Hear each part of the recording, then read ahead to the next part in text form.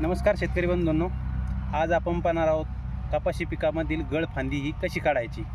तर या गळफांदी काढण्यामागचा उद्देश जो आहे, ही जी मेन फांदी असते गळफांदी, या गळफांदीला पात्याची संख्या ही खूप कमी असते। म्हणजे एखादं पातं हिला असं शेंड्यावरती लागतं, तर आपल्याला ही फांदी कट करायची। ही फांदी कट केल्यानंतर नक्कीच आपल्या उत्पादनामध्ये भर पडतो। तर आपण आज हेच बघणार आहोत, नेमकी गळफांदी ही कट कशा पद्धतीने करायची।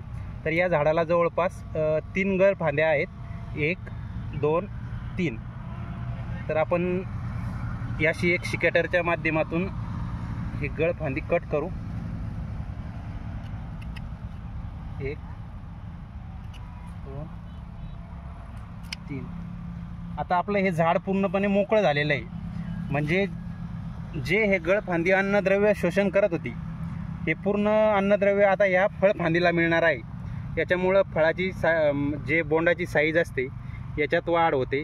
परत जास्तीत जास्त फळफांद्या लागण्याचं काम हे झाडात इथून पुढे करणार आहेत। धन्यवाद।